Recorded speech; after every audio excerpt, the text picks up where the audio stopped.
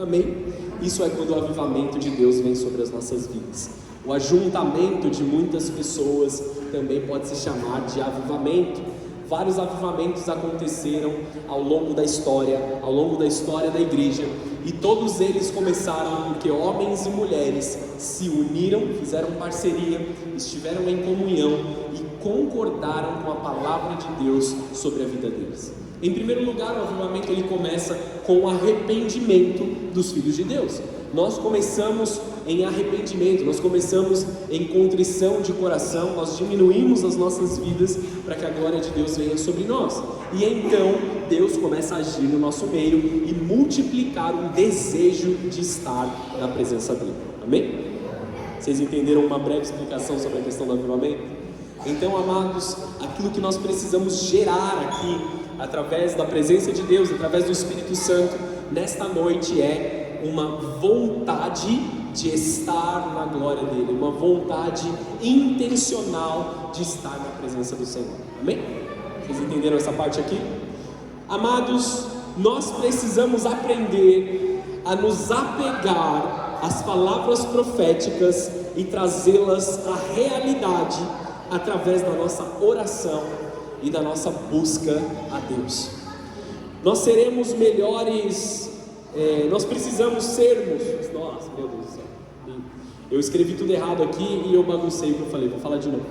Nós precisamos ser melhores mordomos das palavras que foram derramadas nos nossos corações.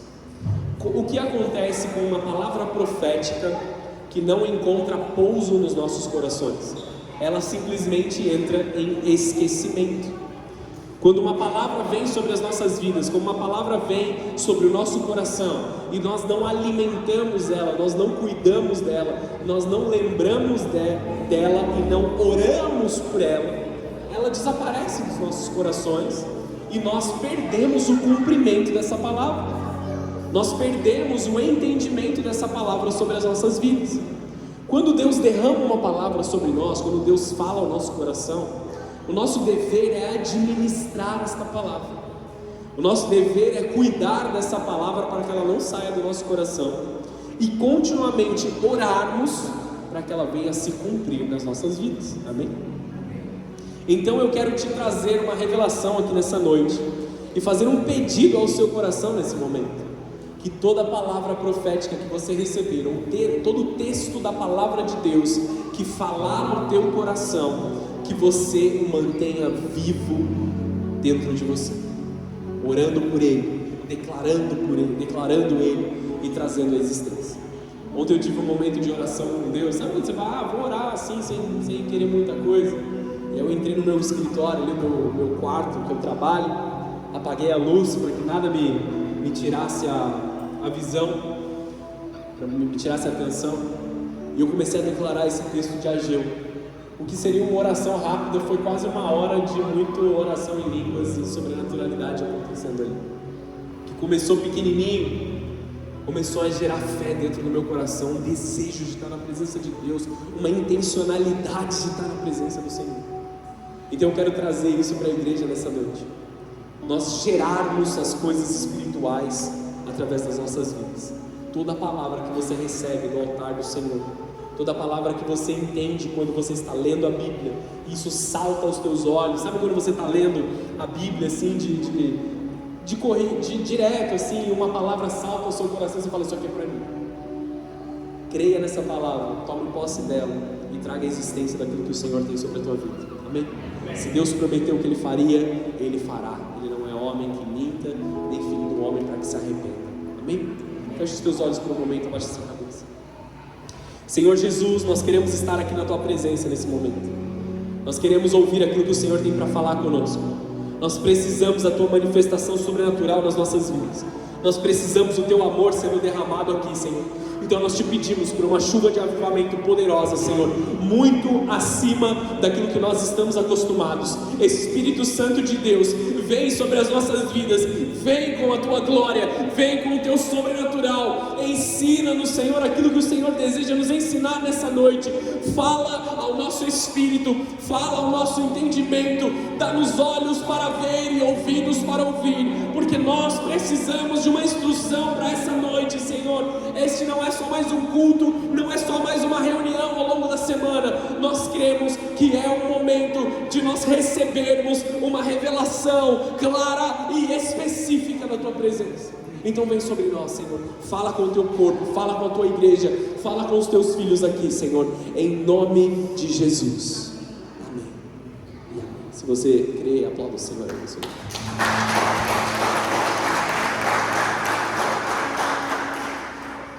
Amados, enquanto eu orava, ontem Deus me deu uma palavra. Ao longo do dia, eu fiquei com essa palavra ao longo do dia, e eu sei que ela parece muito com aquilo que foi ministrado no domingo passado. Na verdade, é o capítulo seguinte daquilo que eu ministrei no domingo passado, que está em Isaías 44, no versículo 3. Se você for rápido de Bíblia, abre aí, senão acompanha no telão junto comigo.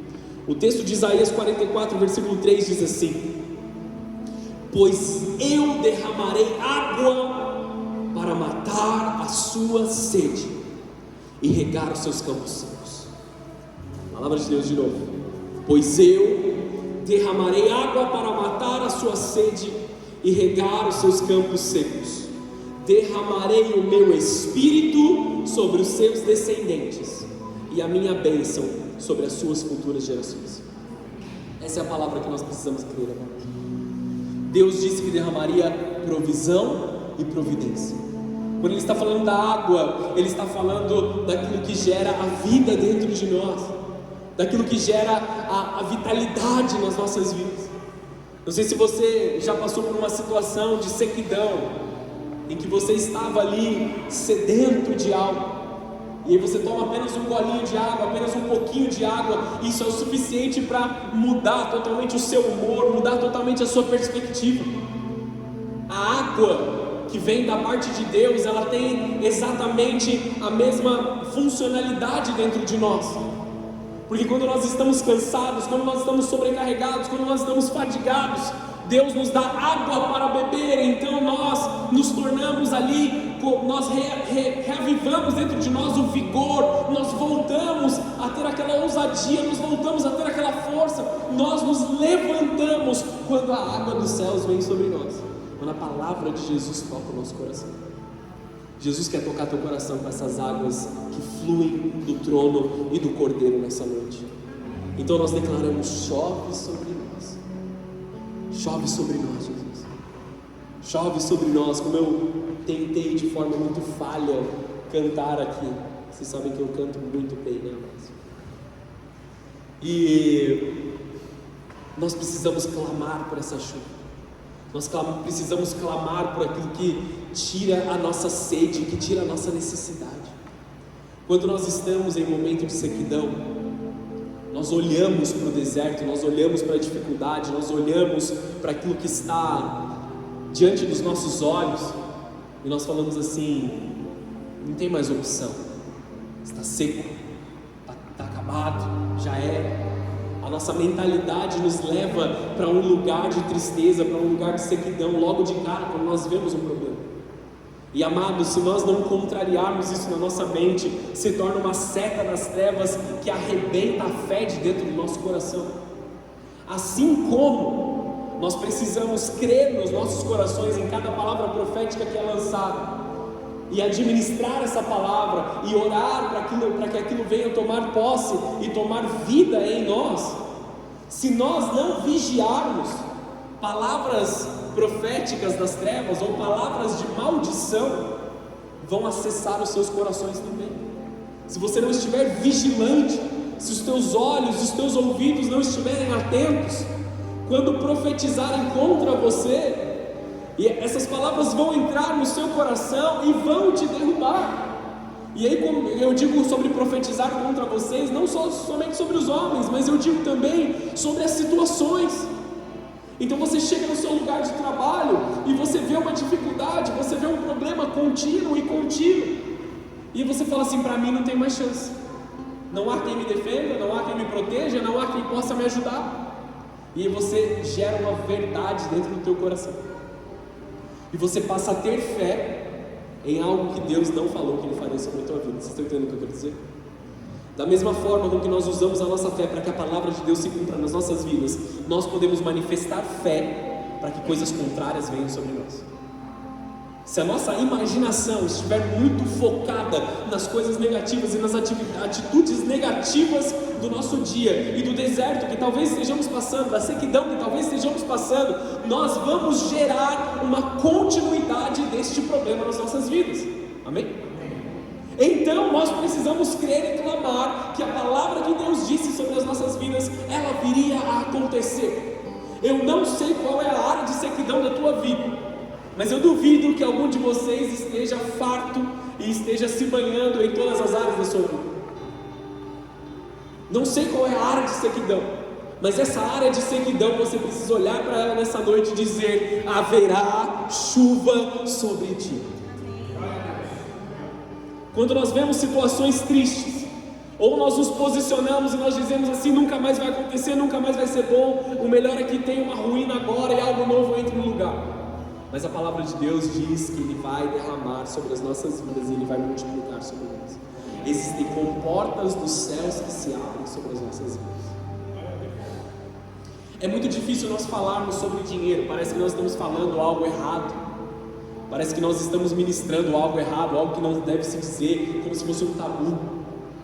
E eu sei, amados, que vocês não vieram até a casa do Senhor aqui para que vocês recebam somente das mãos do Senhor, mas vocês querem receber o coração de Deus. Só que uma das partes daquilo que Deus tem para a vida de vocês também é prosperidade financeira. Eu preciso falar disso nesse momento. Amém, amados? Por quê, queridos? Se nós tivermos medo de profetizar sobre essas coisas, quem vai profetizar? Se nós tivermos medo de clamar por essas coisas, quem há de clamar? E você conhece, amados, e o YouTube está aí para provar sobre todas as gravações que nós temos. Esse é um dos assuntos que nós menos falamos aqui, menos focamos os nossos olhos. Mas eu creio, amados, que existem comportas dos céus vindo com bênção sobre cada filho de Deus nesse tempo. Muitos dos nossos problemas, das nossas discussões, principalmente dentro do casamento, eles começam com uma ausência financeira inicial. Você não consegue pagar o boleto, aí você viu que o boleto venceu, porque não tinha dinheiro na conta naquele momento, você vai lá e chuta o cachorro, briga com a esposa e dá uma treta. Amém ou não? Só eu? Só acontece comigo? Só eu que tenho que me converter? Acontece, amados. Nós perdemos a paciência, nós perdemos o ânimo, porque nós nos vemos em um problema. E estando na presença de Deus, caminhando em aliança com o Senhor, nós viveremos o melhor do Senhor. Nós já passamos por um momento de oferta, não vou pedir uma outra oferta aqui para que você entenda, amém, amados? Ainda que eu não peça nada para mim mesmo, mas pela casa do Senhor. Malaquias no capítulo 3, versículo 10, você conhece esse texto? Abre comigo. O que eu quero te mostrar é algo que vai derramar sobre as nossas vidas. Em todas as áreas eu tenho dito isso, mas principalmente sobre a tua área financeira nesse momento. Malaquias no capítulo 3, versículo 10. O texto diz assim: tragam todos os seus dízimos ao depósito do templo para que haja provisão em minha casa. Até aqui nós fizemos isso nesse culto, amém?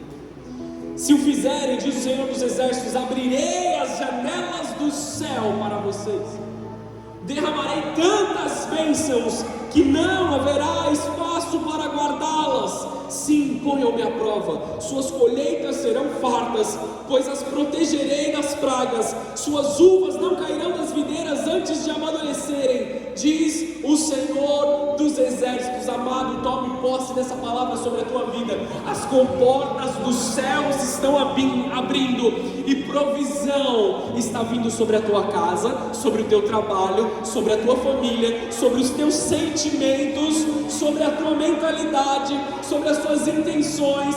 Deus está olhando para a sua ansiedade, dizendo: as frutas e os frutos não cairão da tua árvore fora do tempo. Os céus estão sendo derramados como uma chuva sobre nós agora. Uma chuva de ânimo, uma chuva de intencionalidade, uma chuva de desejo pela glória de Deus, uma chuva de vontade nova está vindo sobre nós, se nós clamarmos e mantivermos as nossas vidas em aliança com o Senhor. Não saia do seu lugar de aliança com o Senhor, não saia do seu lugar de devoção com o Senhor. Gaste mais tempo em oração, gaste mais tempo na presença dEle.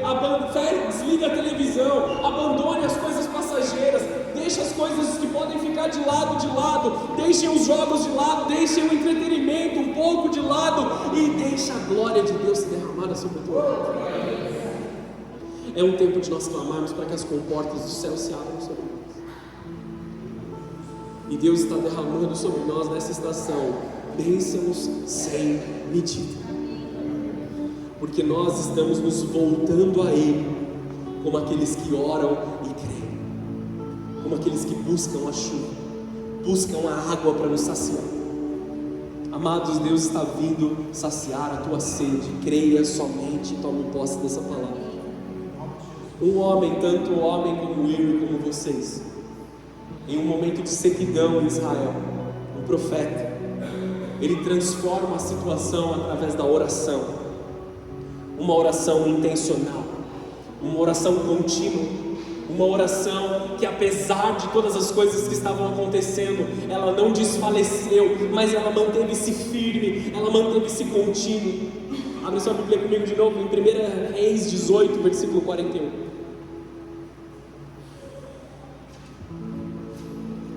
Eu falei sobre as finanças, mas aqui não se limita somente sobre as finanças. 1 Reis 18, versículo 41. Em seguida Elias disse a Acabe, disse ao rei, amém? Vá comer e beber, pois ouço uma forte tempestade chegando. Acabe foi comer e beber. Elias, porém, subiu ao topo do monte Carmelo, prostrou-se até o chão com o rosto entre os joelhos e orou. Depois disse ao seu servo: vá e olhe na direção do mar. O servo foi e olhou, depois voltou e disse: eu não vi nada. 7 vezes Elias mandou que ele fosse e olhasse. Por fim, na 7ª vez, o servo lhe disse: vi subir do mar uma pequena nuvem do tamanho da mão de um homem. Então Elias lhe disse: vá depressa dizer a Acabe: apronte o seu carro e volte para casa, se não se apressar, a chuva o impedirá. Em pouco tempo o céu ficou escuro com nuvens, um vento forte trouxe uma grande tempestade, e Acabe partiu em sua carruagem a toda velocidade para Jezreel. Então o Senhor concedeu força extraordinária a Elias, e ele prendeu a capa no cinto e correu à frente do carro de Acabe até a entrada de Jezreel. Amados, nós estamos falando de um carro aqui puxado por cavalos, amém?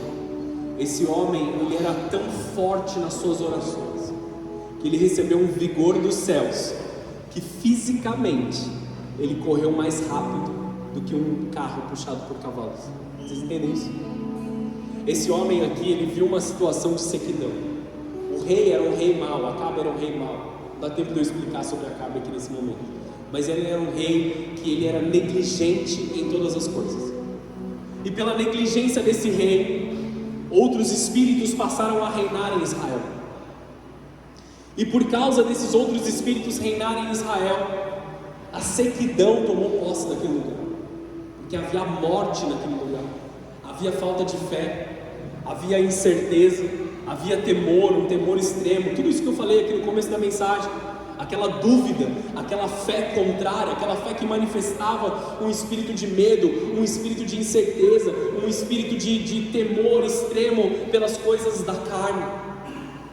Então Elias se posiciona como profeta, e mesmo sem ele ver chuva, ele diz para Acabe: Acabe, vai lá que vai ter chuva, pode ir lá que vai ter chuva.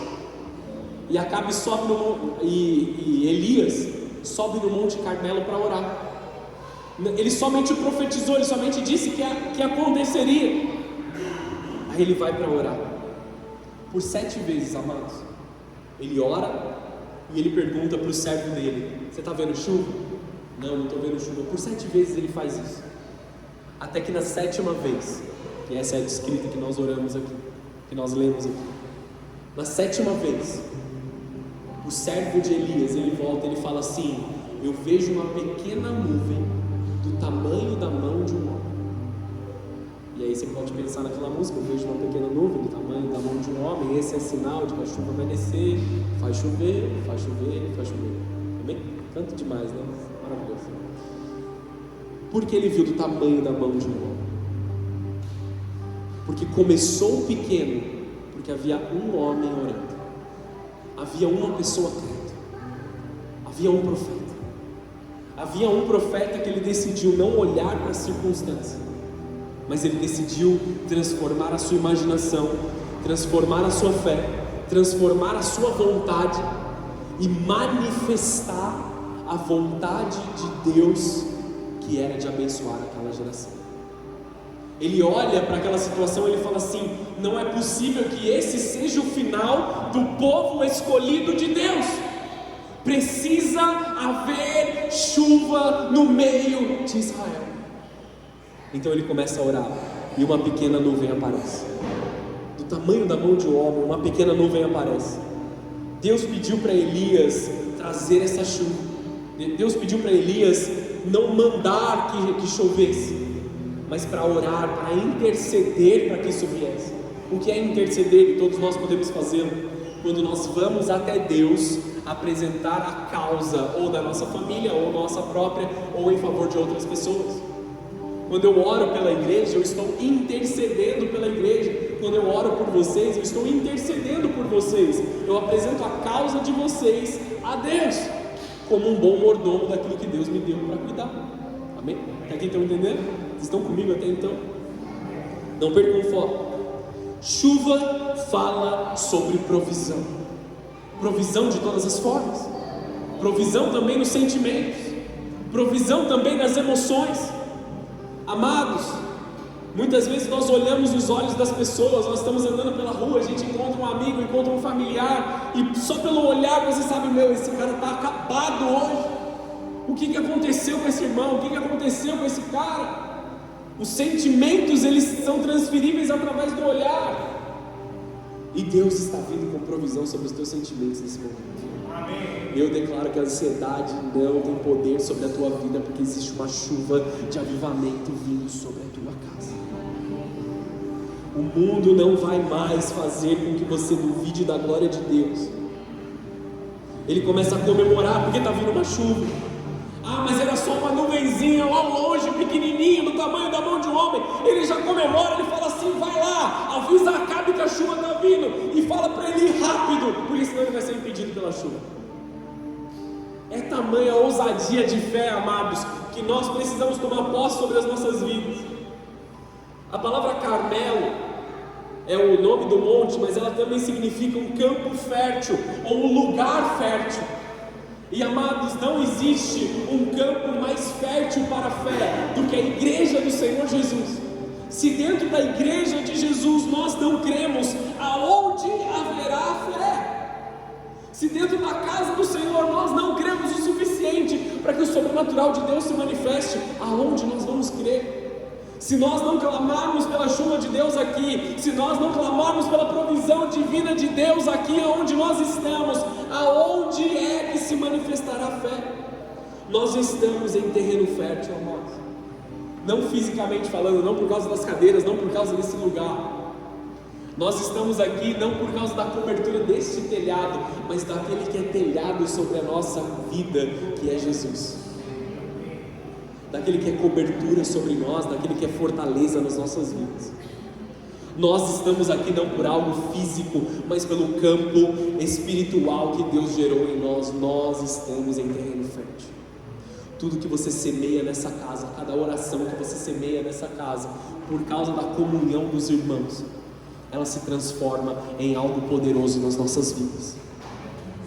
A fé é fácil de ter nas coisas pequenas. Quando é uma coisinha pequena, você crê. Quando é uma situação pequena, quando é uma situação fácil, você crê, você fala assim: ah, isso aqui é fácil, talvez até alguém consiga me ajudar.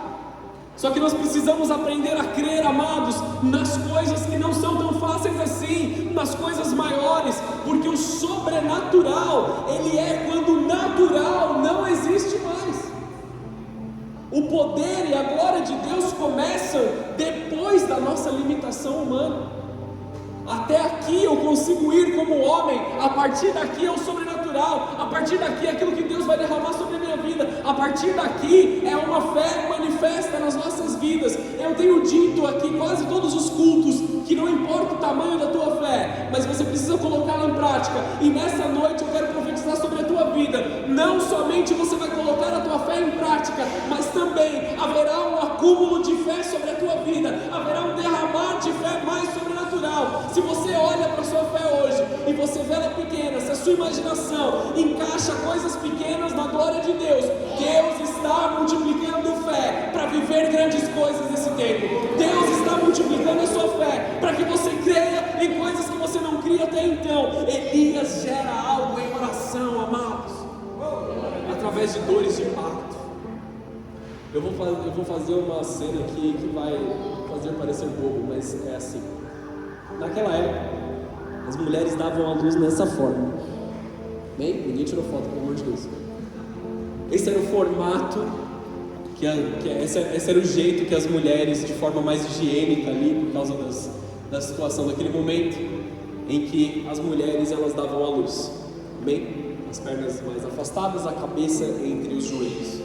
E a Bíblia diz isso, que Elias colocou a sua cabeça entre os joelhos e orou com dores de parto. Ele gerou algo espiritualmente. Que maluquice, que doideira. Eu concordo com todas essas palavras, que é maluco, que é doido, que é sobrenatural, que talvez seja exibido, talvez seja alto demais, escandaloso demais, esquisito demais, mas a fé se manifesta dessa forma às nossas vidas. Por que você pula tanto na igreja? Por que você grita tanto? Por que você faz isso? Amados, porque eu estou sentindo a presença de Deus que não cabe dentro do meu corpo, que é pequeno, que é falho, que é pecaminoso. A glória de Deus é muito maior do que aquilo que eu consigo suportar dentro de mim. E nós estamos vivendo uma estação, uma época, amados, que as pessoas estão vindo para a igreja já cheias de... Não quero usar a palavra preconceito, mas preconceito também é uma verdade, mas ali como sofismas contra aquilo que nós vivemos. As pessoas vão até a igreja já com uma predisposição que a música seja muito alta, que a palavra seja muito alta, que gritam demais, que fazem demais. E quando nós comparamos a vida dessas pessoas com a vida que elas viviam lá no mundo, ela era alta demais, as músicas eram altas demais, a bagunça era escandalosa demais. Com todo respeito, amados, nós precisamos ser escandalosos na nossa fé diante de Deus. Não vou chamar a atenção das pessoas, mas o nosso momento com Deus. Ontem, o único motivo pelo qual eu me contive na minha oração dentro do quarto ali, porque as crianças estavam dormindo em casa, porque senão a gente tinha derrubado aquela casa. Nós precisamos ser exagerados na nossa fé, na nossa devoção. Elias foi exagerado por 7 vezes, amados. Por 7 vezes ele orou. 7 significa a plenitude, a perfeição de Deus. 7 vezes Elias orou. Nós, a igreja, nós temos que crer que nós estamos em um lugar que é campo fértil.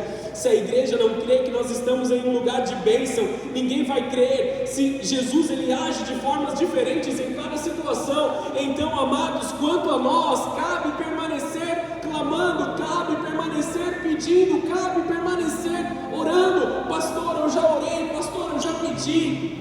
Continue pedindo.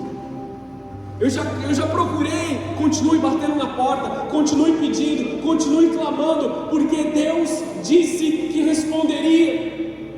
Buscar-me-eis e me achareis, quando me buscares de todo o teu coração.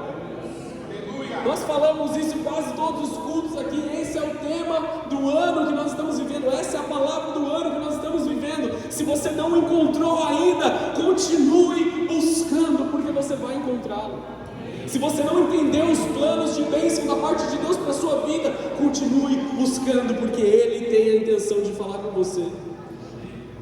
Nós precisamos sonhar os sonhos de Deus para a expansão do reino. Muitos estão sonhando sonhos de divisão.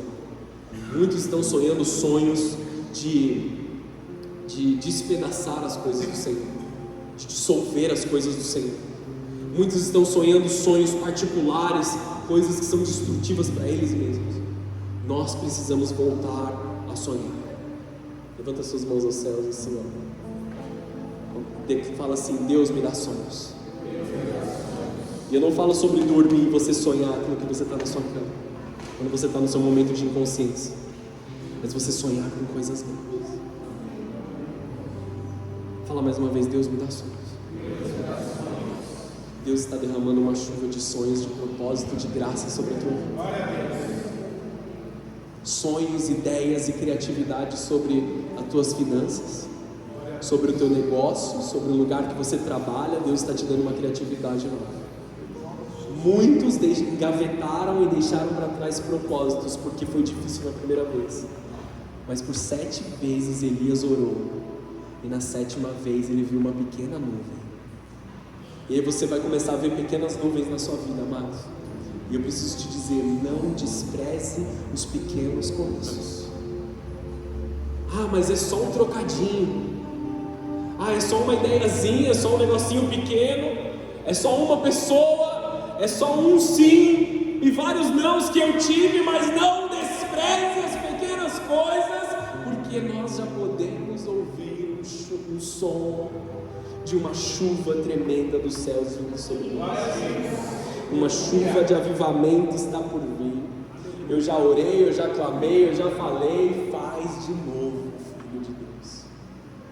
Se levanta de novo, filha de Deus, mais uma vez, porque o Senhor há de atender o seu clamor. Jesus, ele atesta a nossa fé, ele não testa, ele atesta. Ele está observando enquanto nós passamos pelas dificuldades. Ele está observando enquanto nós passamos pelas situações. Ele está observando como nós reagimos, como nós nos posicionamos. Se nós olhamos para a terra prometida com medo dos gigantes, com medo das coisas, ou se nós dizemos como Caleb e Josué: eu estou pronto, eu vou tomar a terra, vamos lá, porque a terra é boa, ela mana leite e mel, vamos fazer a vontade de Deus. Como está a sua imaginação diante das coisas? Você reage de acordo com o que os seus olhos veem, ou você reage de acordo com o que a tua fé fala dentro do teu coração?